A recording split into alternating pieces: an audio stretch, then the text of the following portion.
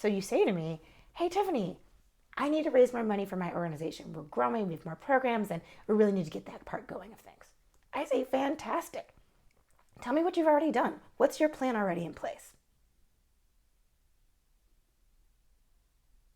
Oh, Houston, we have a problem. My name is Tiffany Harris. I am the owner and principal consultant at Carmel and Associates. We are a fundraising firm and we help nonprofits and independent schools to raise more money and to feel confident in doing so. So, the problem here is the lack of a plan. All right? If you want to raise more money, and let's be real, who doesn't? Have I ever been to an organization or spoken with the CEO of an organization and they've said, no, no, no, please, we don't want to raise any more money. We've got plenty. Everybody wants to raise more money. The question is, how are you going to do it? And the bigger question is, what's your plan in your process of doing it? All right. So let's talk about development plans, which is just a fundraising plan. Development is just a nice, wonderful word for fundraising. Okay. So your fundraising plan. You need one. Let's start with that. Why do you need one? What's it going to do for you? How do you put it together? How does it help you? All these things, right? A fundraising plan really is just your blueprint. It's a blueprint for how you're getting from where you are right now to how you're going to get to where you want to be. And then what strategies you're going to employ for that. So what you do to start off, you look at your big, big, big goals. Let's say you are a food pantry. All right. And right now you're about to serve about 100 people every month. Fantastic. You're giving out your food, you're doing cans and canned goods and some refrigerated goods, all those kinds of things. But you're like, my big goal for the organization is that in 5 years, we want our own kitchen so that we can serve hot meals on a regular basis for all of the folks who really need them in our area. What a great goal. Okay. Start with your big goals. Then write those down, figure out now, how much do those cost? What is the amount that you truly need to raise? And now that's your 5 years. Big, big 5 year, woohoo, this is where we want to be. Now take it back a little bit. What do you need to do in year 1, year 2, year 3, all right, to be able to get to those goals? Okay, so those are really, really big goals. Start with your big goals first. After you started with your big goals and you named those really big goals, now look at what you've been doing. Now, where have we been getting funds in? Who's it been coming from? Who are our donors? In what ways are those funds coming in? Is it through our events? Is it through appeals that we've been sending out to people? Is it when we do something on social media? Is that where we're getting in there? How are you getting your funds in? Where is it coming from? Who is it coming from as well? So do some analysis on it. Okay, we call that a development audit, all right, a fundraising audit. And I definitely suggest that you do one of those. After you've done your fundraising audit, now you can sit there and say, now I see how our funds are coming in. Now I need to start planning for that big, big goal over there that we have. I know I need to get there, but now I need to think about the strategy behind it. So I have my big goals. I know now how I've been raising my funds and how much money I have been raising fairly consistently over the last few years. And now let's talk about what I see here. All right. By looking at your history, you can determine where some gaps may be. I can see in your fundraising goals or in your fundraising audit that, hey, look, you're doing really, really well with your big donors. Okay. You are soliciting them well. They're coming in on a consistent basis. You even got stewardship down, which means you're thanking them properly in that way to continually keep them engaged. You've got a lot of systems and stuff going on with your major donors. You're good. All right. Fantastic. Thumbs up. But there's some space here. There's some room for growth here in their program, and that's with your mid-range donors, perhaps. So then we say, okay, well, you've got your $100 folks, and you've got your, $500 to $1,000 folks, which is your mid-range people, and then you've got your $2,500 and up folks. Let's call those your major donor folks, okay? So now you're like, well, okay, we have space in the mid-range. How do I, what am I going to do there? I can see growth. I know there's potential there. I know more of those people either want to give or I need to get them up a little bit higher. Now we talk about the strategy, and that goes in your development plan, all right? Maybe it's getting more of those kinds of donors in, all right? Maybe it's reaching out to people on a more consistent basis. Maybe it is increasing the level and the gift giving from that donor base already. So taking that $500 donor and now making them a $750 donor or a $1,000 donor, Okay? And it's interesting, actually. If you have someone who gives you $500 as their first gift, you know good and well that there's additional funds from them that you should be able to access at some point. I'm not saying it's a given, it never is. We're always incredibly thankful, but a $500 gift to begin is fantastic. All right? Nurture those relationships. Find ways to continually talk to them more, engage them further. All right? Do things like, we got tons of ideas around here. You want ideas? We've got ideas. What about special notes for them? All right? You get a $500 donation in, and they get a nice handwritten note that says thank you. Or maybe they get a phone call from your board chair. Phone call that says, hey, I couldn't let the week go by. It's Friday afternoon, I know, but I could not let the week go by without saying thank you. Or maybe even you take an opportunity to gather a couple different donors together and ask them, why do you give? Or maybe you do a video on why they give, and then you post that somewhere.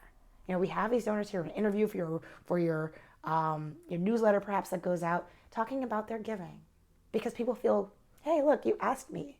You wanted to know a little bit more about me and who I am, and you're going to feature that? That's fantastic. I'd love to be a part of that. I feel special now, okay? So you think of strategies of how you can reach those mid-range donors and to get you where you want to be. This is part of your development plan. What else is included in your development plan? Things like your calendar. It needs to be in there. How many appeals are you doing every year? Is it one? I hope it's not.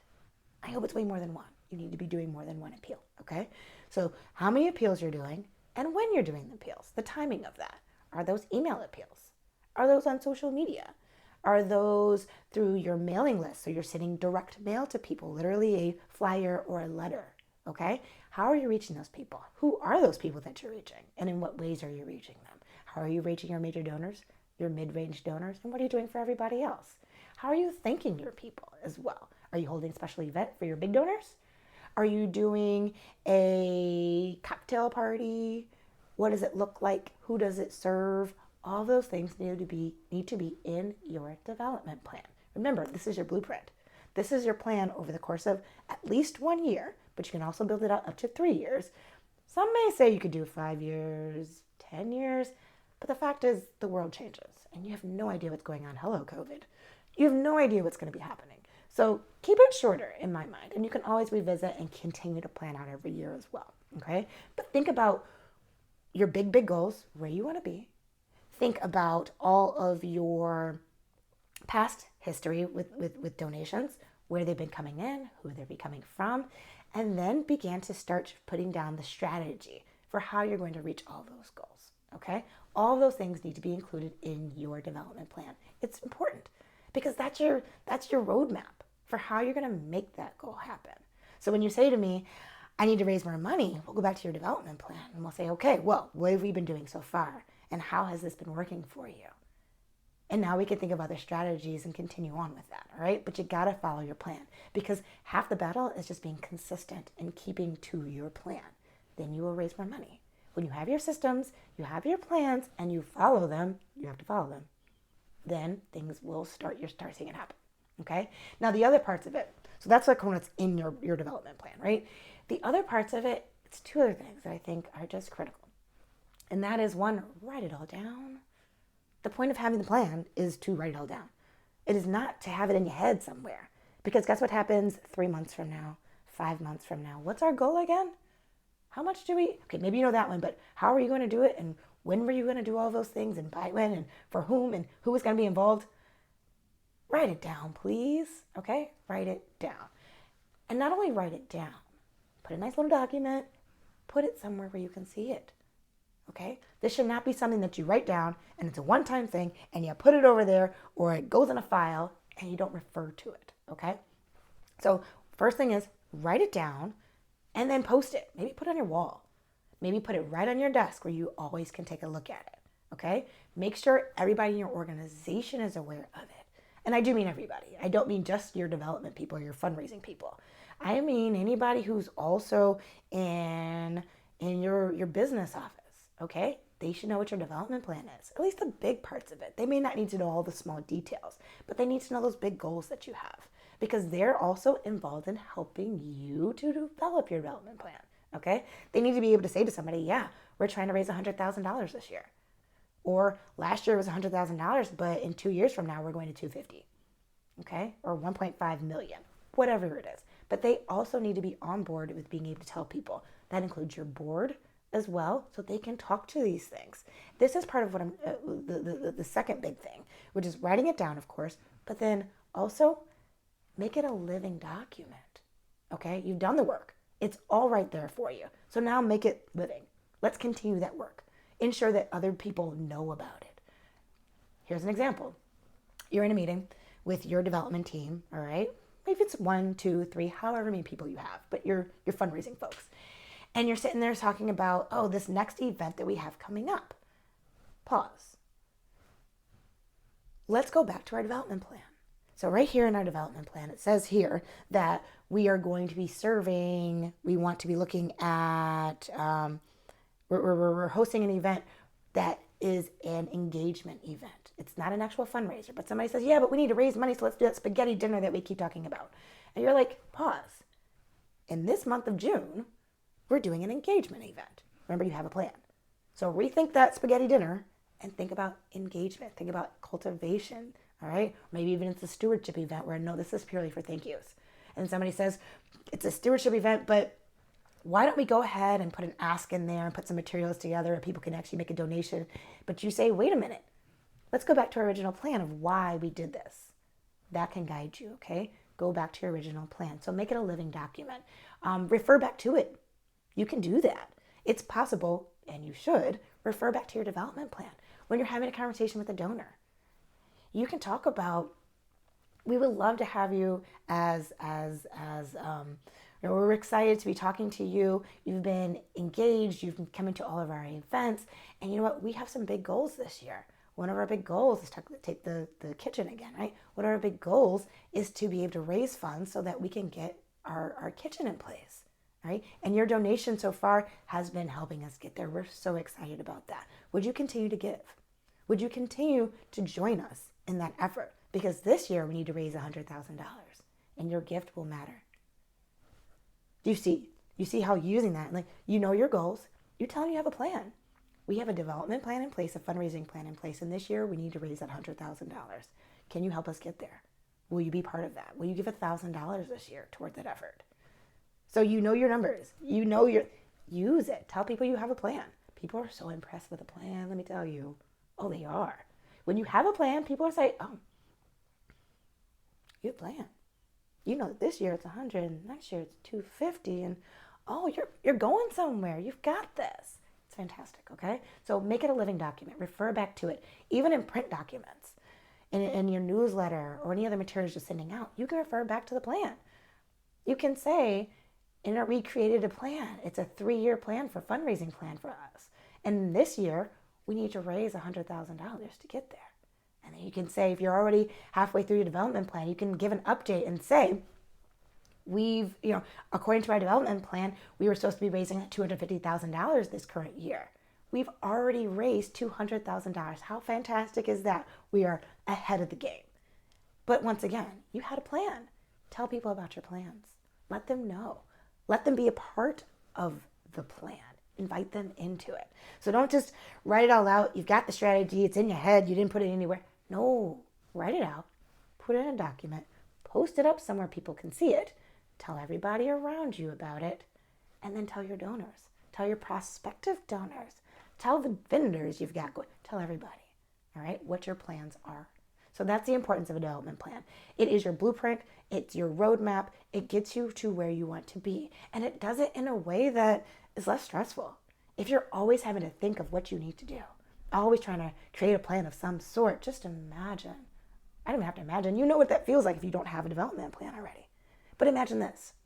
Going from the crazy, I'm just trying to figure out what to do, and I don't know what I'm going to do this month, but I got to find something to do, and I'm just trying to make it up as I go along, spaghetti on the wall thing, to I know exactly what I have planned for this particular month. I know the events that I have coming up in 3 or 4 months from now, and I know how I'm going to structure those. I may not know where I'm going to host the event, but I know that I'm having it, and I know the reasons behind having it, and I have a great plan in place, and I just need to follow my plan and work my plan, okay? Make a plan and work it out. That's what you have to do. That's what your development plan is for. So if you say I want to raise more, if you say I want to do more, I'm going to come back and say, well, what's your development plan? And then we'll figure out how to get there. If you need help with that, we certainly can help you with that. No problem at all. We can do your audit. We can talk about what your plan is going forth 1, 2, 3 years out, even just 1 year, whatever it is that you need. But make sure you have one. That's the most important thing, okay? If you need more information, you want more information, or you want to figure out how to contact us, email me. I'm at Tiffany Harris, THARRIS at CarmelAndAssociates.com. All right. If you want to get on our mailing list as well and get some additionally good information, check us out. Again, Harris at CarmelAndAssociates.com. And please do, if you got this, if this is good information for you and you're like, yeah, I really like this, please do like our video, okay? Like us, even send us a little message of some sort, but we'll be giving more to you. And hey, we're here to help. We're here to make you feel confident in what you do, but definitely get your plan together. Take care.